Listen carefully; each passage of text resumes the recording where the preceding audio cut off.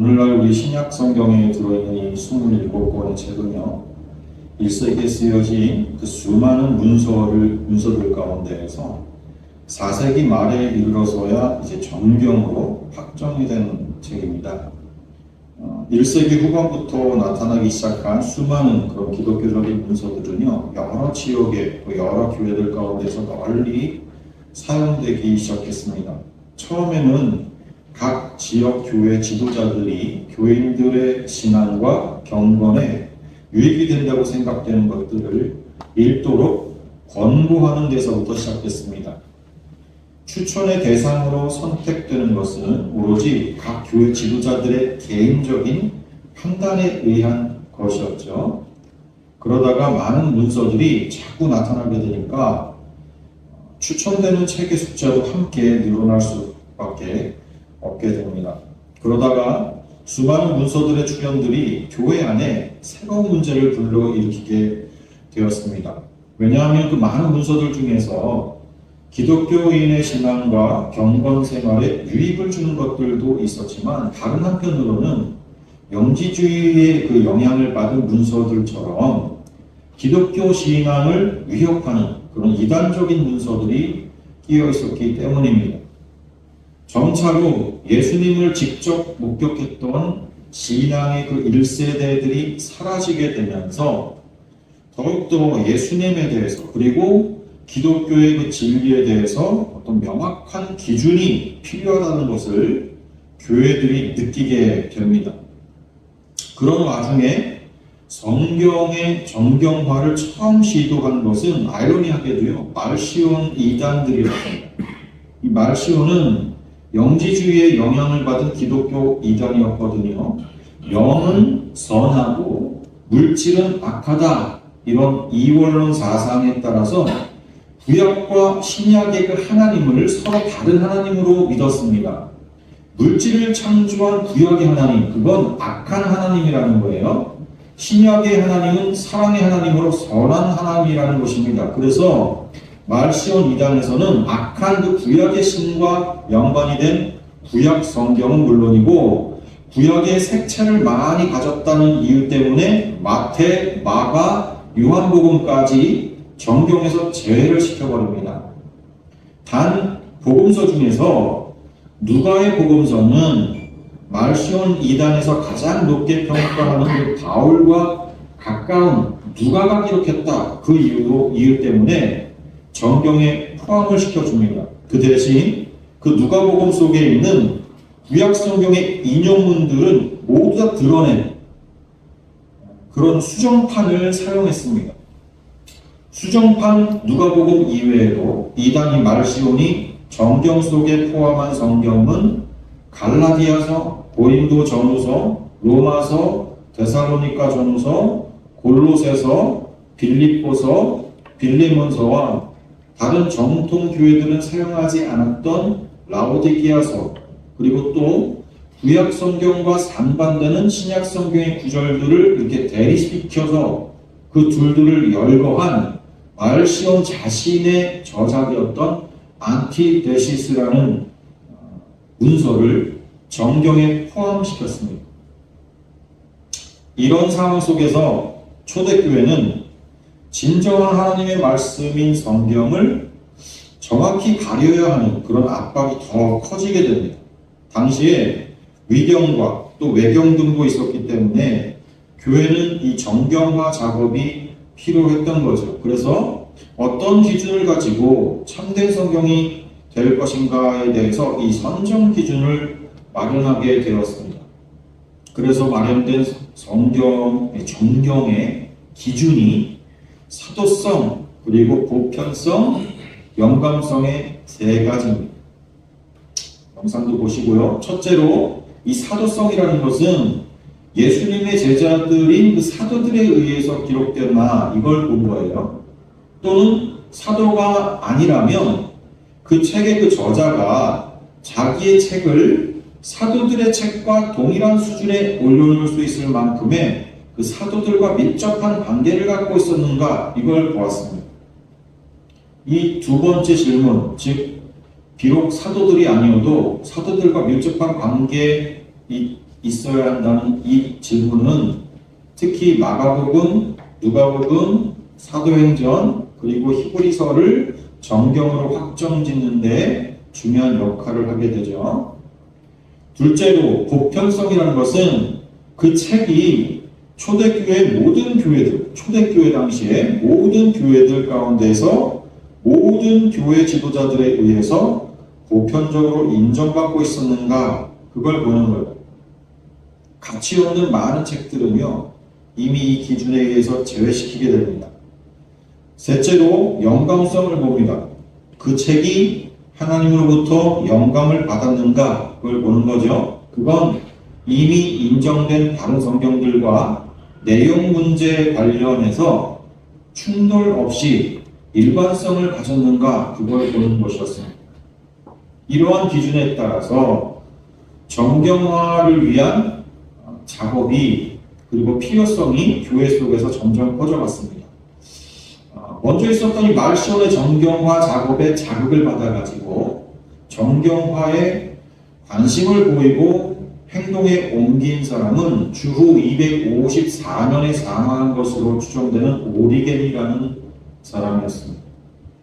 오리겐은 초대 교구였죠. 이 오리겐은 각 교회들에서 어떤 책들이 성경으로 인정되어 가지고 사용되고 있는지 그걸 구체적으로 조사하기 위해서 여러 지방을 순회하면서 자료를 수집하게 됩니다. 그래서 오리겐은 이 같은 자신의 자료 수집을 근거로 해가지고 교회들 가운데에서 사용하고 있는 모든 책들은 두 가지로 구분된다는 것을 지적했습니다. 첫째는 호모레고메나, 그래서 곧 모든 교회에서 성경으로 보편적인 인정을 받고 있는 책들이라는 것이고요. 둘째는 안티레고메나라고 해가지고 교회들 가운데에서 다소간의 반대를 받았던 책들인 것입니다. 그래서 어떤 지역에서는 인정하지 않는 그런 책들 부분적으로, 그래서 그가 조사해서 구분한 바에 따르면 영상에 나오지요. 이렇게 구분이 됐었습니다. 당시 오리겐 당시입니다. 호모레고메나에 속하는 책들로서는 사복음서와 바울의 13가지 서신이 로마서부터 빌레몬서까지고요. 그리고 베드로전서, 요한일서, 사도행전, 계시록 정도였고요. 안티레고메나, 다시 말해서 어떤 지역에서는 인정할 수 없다고 가지고 받아들이지 않는 지역도 있었던 그런 논란의 책들, 그런 책들은 히브리서, 베드로후서, 요한2서, 요한3서, 야고보서, 유다서, 그리고 바나바서, 허마스의 목자, 디다케, 히브리 복음서, 요 네 가지는 정경의 끝까지 받아들이지 못한 책들이죠. 이렇게 분류를 해서 당시에 조사한 것을 발표를 했었습니다. 다소간의 반대를 받았던 그 안티레고메나로 구분된 문서 중에서 이 바나바서를 포함한 아래 내문서는 끝내 정경이 포함되지 않았다는 것을 기억해 주시기 바랍니다. 다음으로 성경의 정경화에 관심이 많았던 인물은요, 주후 270년에 태어나가지고 340년에 사망한 것으로 생각되는 유세비우스라는 교부입니다. 그 또한 성경의 구분을 위해서 조사한 결과를 발표를 했는데, 오리겐의 그 호모레고메나 문서들과 안티레고메나 중에서는 그냥 교회 안에 논란만 있었던 책으로 야고보서, 유다서, 베드로후서, 요한2서, 요한3서를 정경으로 인정했습니다. 그리고 교회들로부터 진짜 가짜라고 이렇게 낙인 찍혀서 배격당한 책으로 소개한 문서들이 이제 바울행전, 토마스의 목자, 베드로의 묵시록, 바나바서, 라오디게아서가 있다, 이렇게 발표를 했습니다. 그러니까 히브리서를 제외한 26권의 성경을 정경으로 인정한 거예요.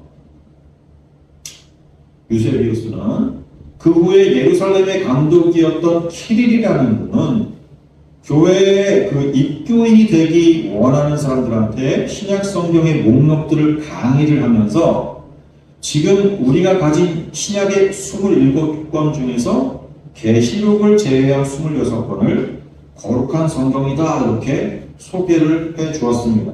그리고 360년에 라오디게아에서 종교회의 모임이 있었었는데 거기서 구약과 신약의 정경화를 결의한 일이 있습니다. 이때 역시 제59조를 보면 계시록을 제외한 26권을 거룩한 성경으로 인정합니다.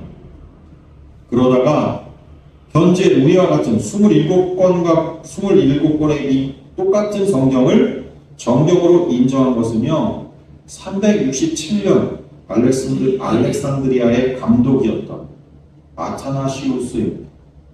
이 아타나시우스가 삼위일체 교리를 위한 니케아 종교회에서도 활약을 했던 인물이죠. 그는 그의 교구 안에 있는 여러 교회들에게 부활절 서신을 보내는 중에 바로 그 속에서 지금의 신약 성경과 똑같은 내용의 목록을 기독교의 거룩한 성경이라고 추천했습니다. 기록으로 남겨진 거죠. 그 서신의 내용은 대략 다음과 같습니다.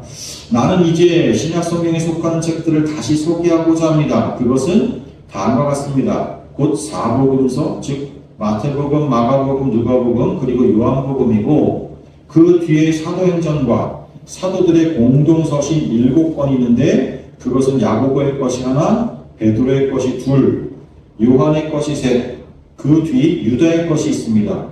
이것들 외에 사도 바울의 서신이 14개 있는데 순서대로 배열한다면 첫째가 로마서, 다음은 2개의 고린도서, 그 다음에 갈라디아서, 에베소서, 빌립보서, 골로새서, 데살로니가전후서, 그리고 히브리서입니다. 그리고 다음 둘은 디모데서, 또 하나는 디도서, 마지막은 빌레몬서입니다. 그 밖에 또 요한의 계시록이 있습니다. 이렇게 편지 속에서 27권의 성경을 하나하나 다 거론을 했습니다. 이 아타나시우스의 이 정경 목록은요, 신약 성경의 정경화되는 그 역사에 있어서 신기원을 이룬 것이라고 할 수가 있습니다.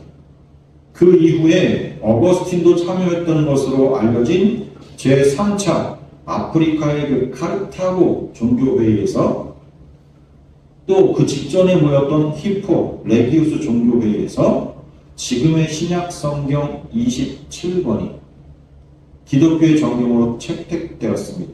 그 이후에 신약 성경 27권은 지금까지 별다른 큰 문제 없이 이 기독교의 정경으로 받아들여지고 있는 거예요. 그러니까 여러분, 오늘 베드로 전서는 일찍부터 모든 교회로부터 인정받았던 그 호모레고메나 성경에 속했지만 오늘부터 우리 보게 되는 베드로 후서는 한동안 일부 교회들로부터는 인정받지 못한 안티레고메나에 속한 성경이었어요. 그 이유는요, 베드로가 순교한 이후 편지가 늦게 전달된 곳에서는 베드로가 이미 순교했는데 이 편지는 무슨 편지냐 이렇게 그 저작성을 의심할 수밖에 없었습니다. 더구나 전서와 이 후서는 그 문체가 사뭇 달랐기 때문인 이유도 있습니다. 매우 수준 높은 그 전서의 문체와는 다르게 이 후서는 다소 거친 문체로 기록되었기 때문이에요. 하지만 그것은 수신자들과 베드로가 처한 당시의 그 상황이요, 전서를 쓸 때와 많이 달라졌기 때문인 것으로 이해할 수가 있어요. 이 베드로 전서를 쓸 당시에는요, 베드로가 로마로 온 지 얼마 안 되었을 시기예요. 전서를 썼을 때는 로마로 온 지 얼마 안 되었을 시기였단 말이에요. 갑자기 세계 중심의 그 최고 문명 도시에 도착한 이 베드로는 문화적인 큰 격차를 경험을 하면서 어떤 방어적인 입장에서 고급스러운 문체를 더 사용하려고 애썼을 거예요. 또한 편지를 써야 한다는 압박도 덜했던, 상대적으로는 좀 여유롭던 때란 말이죠. 그래서 문서 자체에 고급스러운 문체를 많이 활용을 했던 것으로 추정이 됩니다. 하지만 두 번째 편지, 이 베드로 후서를 쓸 당시는 상황이 많이 달라졌습니다. 본인의 신상은요, 로마 당국의 주목을 받는 오랜 지명 수배자로서 긴 옥살이를 하고 있으면서 멀지 않은 미래에는 곧 처형될 것을 알았어요. 근데 교회들로부터 들려오는 소식들은 거짓 교사들과 또 이단적인 교리들 때문에 신앙의 위기를 겪고 있는 것이었어요. 또한 66년부터 73년까지 있었던 제1차 유대의 반란이 이제 막 시작되고 있었던 시기였습니다. 바로 그 기폭제가 된 가이사랴에서의 반란 사건이 전해진 와중이었기 때문에 정세는 더욱 엄혹한 지경으로 치닫고 있었던 때란 말이에요. 66년과 67년은요, 그래서 역사적으로 볼 때 예루살렘과 유대 지역에 있었던 그리스도인, 교회들이요, 그 환란의 때 피난하라고 경고하셨던 그 주님의 말씀대로 대거 이주를 한 시기였단 말입니다. 유대 지역을 떠나 나오는 시기. 그래서 그러한 기독교인들이 흩어진 교회로 더욱더 흩어져서 가세가 되었던 시기, 혼란의 시기였습니다. 핍박을 피해서 다녔던 피난의 시기. 마태복음 한번 보세요. 마태복음 24장 15절부터 21절까지 교독하겠습니다. 제가 먼저 15절 보겠습니다. 그러므로 너희가 선지자 다니엘이 말한 바 멸망이 가증한 것이 거룩한 곳에 선 것을 보거든 읽는 자는 깨달을진저 그때 유대인 자들은 산으로 도망하였으나 지붕 위에 있는 자는 집 안에 있는 물건을 가지러 내려가지 말며 밖에 있는 자는 곳곳에서 이루기로 결심하였습니다. 그날에는 아이벤 자들과 젖먹이는 자들에게 과가 있으리로다. 너희가 구하는 일이 겨울에나 지기를 이르지 않도록 기도하라. 이는 그때에 큰 환란이 있겠음이라. 창세로부터 지금까지 이런 환란이 없었고 후에도 없으리라. 바로 이 경고의 때가 막 성취되고 있다고 본 거예요. 66년부터 있었던 제1차 함전의 유대의 함전 반란의 때. 그것이 66년부터 73년까지 지속된 제1차 유대 로마 전쟁이죠. 이게 유대 로마 전쟁이라고 표기하기도 하고요. 그래서 The First Jewish Roman War라고 얘기하기도 하고, 또는 유대 독립 전쟁이라고 표기하기도 하고요. 그리고 유대인들 입장에서는 이걸 위대한 반란이라고 부르기도 해요. 히브리어로 메레드 학가돌 그렇게 부르거든요. 메레드 학가돌. 그러니까 위대한 반란. 이런 역사적 사건이 일어나는 시기.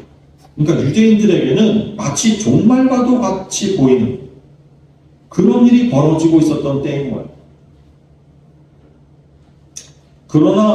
그러니까 교회를 돌보아야 하는 그런 사명을 감당하고 있었던 이 베드로의 입장은 전설을 쓸 때와는 다르게 아주 다급하고도 처절한 상황에서 고급스러운 문체를 선별할 수 없었을 거예요. 오늘부터 바로 이런 상황 속에서 기록된 베드로 후서를 우리 같이 살펴볼 것입니다. 베드로 후서는 헬라어 원전의 제목은 페트로 베타입니다. 베드로 전서는 페트로 알파였죠. 원전은 편지를 쓴 집필자의 이름을 따서 제목을 붙인 거예요. 우리말 성경도 똑같이 베드로 후서 이렇게 이 편지를 쓴 사람의 이름으로 성경의 제목을 정했죠. 편지의 발신자, 수신자는 베드로 전서와 동일합니다. 그리고 편지를 쓴 장소도 달라지지 않았어요. 베드로가 로마에서 체류하던 기간이었던 62년부터 68년 사이에 베드로 전서와 후서가 쓰여졌기 때문에 체류 기간의 전반기인 64년 전후에 전서가 쓰여진 걸로 보였고요. 이 후서는 후반기에 쓰여진 것으로 추정되기 때문에 67년 전후에 쓰여졌을 것입니다. 베드로는 7년 정도를 이 로마에 체류했다고 보는 거예요. 그렇지만 64년 그 로마 황제 때 일어난 그 로마의 그 대화제 그 사건을 빌미로 이미 로마 당국에 베드로가 체포돼 가지고요 옥살이를 시작했어요. 이후에 유세비우스와 오리겐의 증언에 따르면 67, 8년경에 베드로는 순교를 하게 되니까 로마에서 있었던 7년 중에 5년을 로마 당국의 그 지명수배범으로 고난당한 거예요. 옥중에 있었건 잠시 후 밖으로 나왔었건. 이 또한 주님의 예언이 성취된 것입니다. 요한복음 21장 한번 보겠습니다. 요한복음 21장 18절과 19절 2절 같이 한번 봅니다. 시작. 내가 진실로 진실로 내게 이르노니 내가 젊어서는 스스로 뛰고 원하는 곳으로 다녔거니와 늙어서는 내 팔을 벌리리니 남이 내게 띠띠우고 원하지 아니하는 곳으로 데려가리라.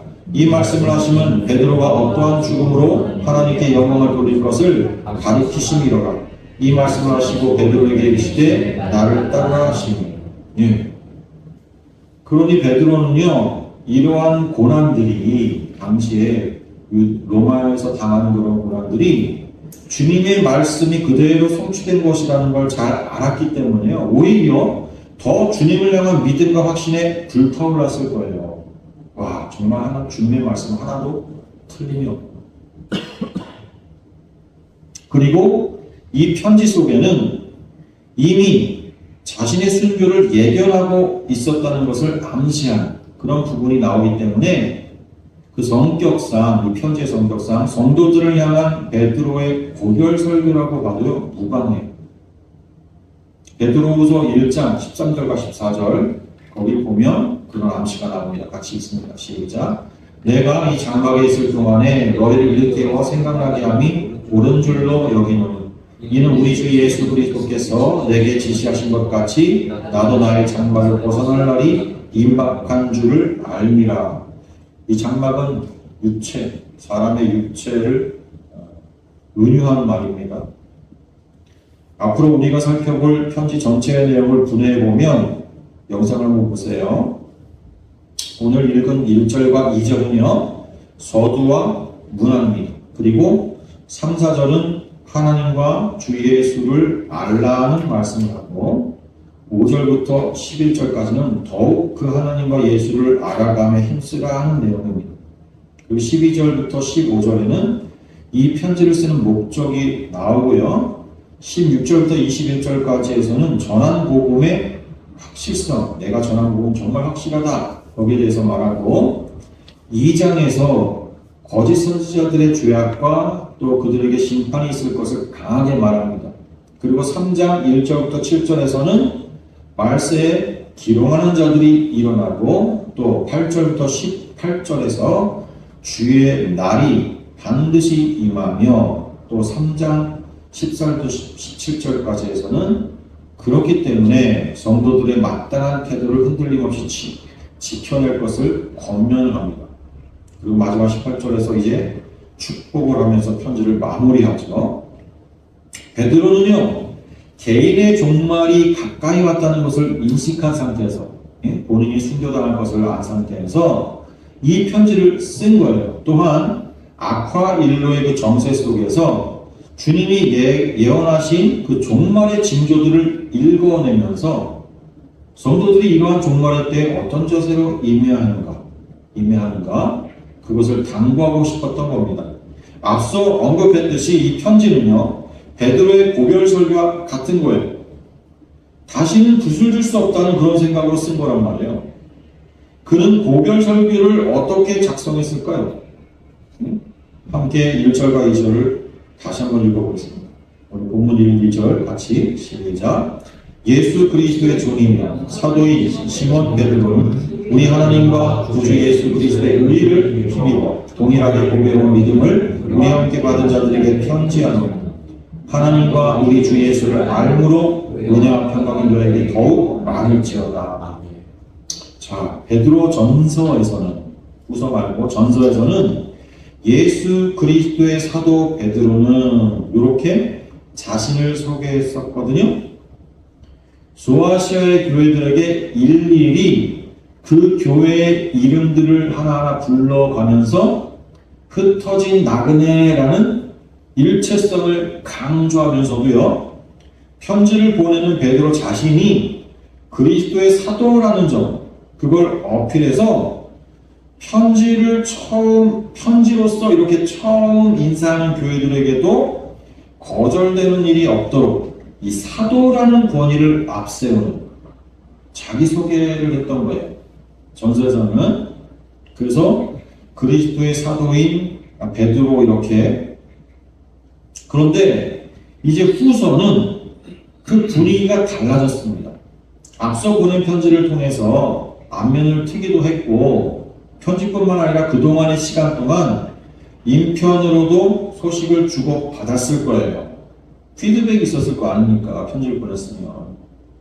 그런데도 1절에서 지금 보게 되는 이 베드로의 자기소개는요, 다소 지나치게 상세합니다. 예? 예수 그리스도의 종이며 사도인 시몬 베드로, 이 자기소개를 보면 서로 대조를 이루는 요소들이 모여 있어요.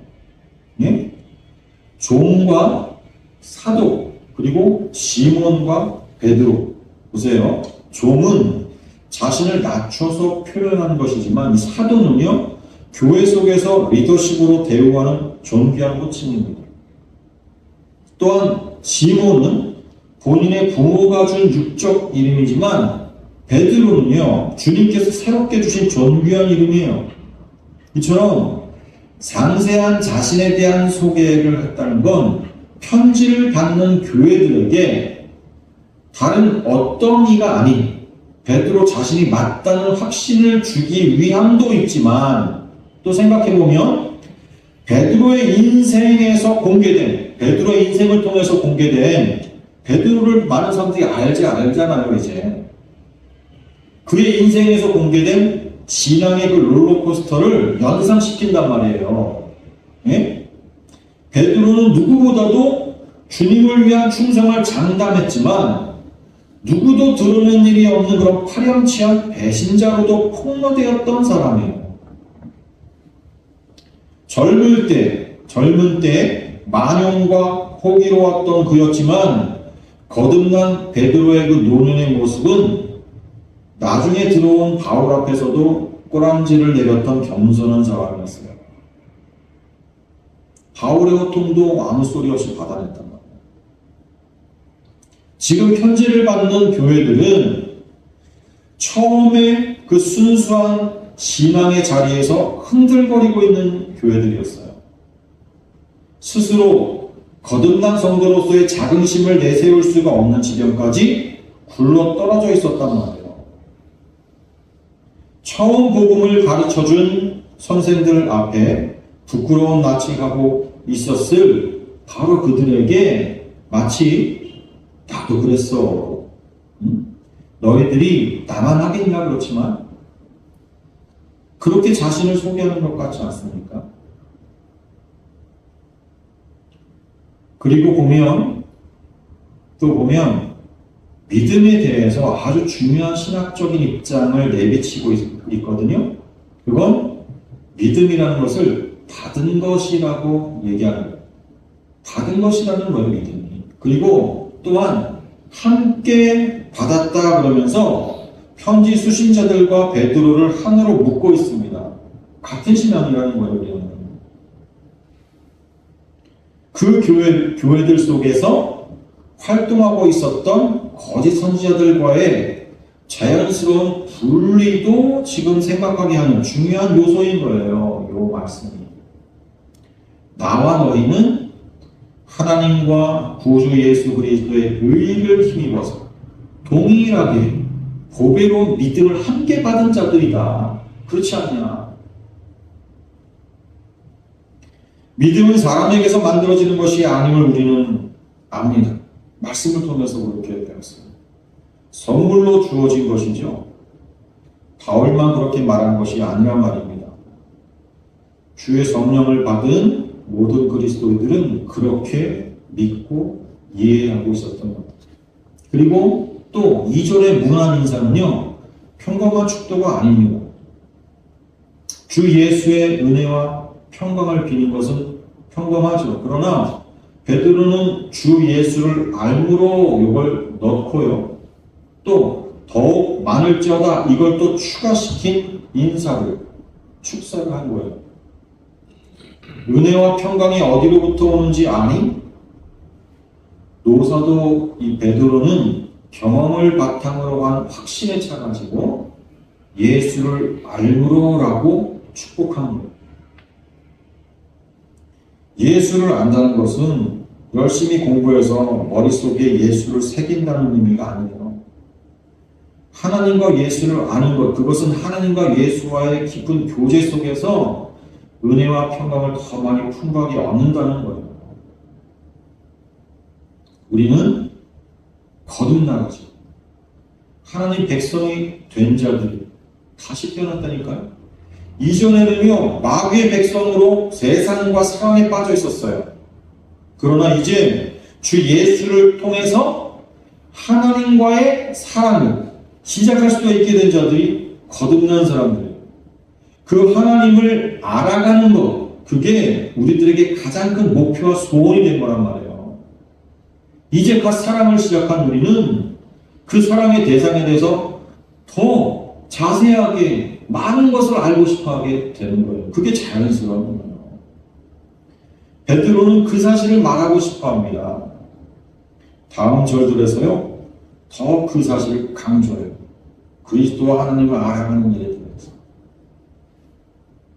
3절부터 나오거든요. 다음 주에 같이 기도하겠습니다.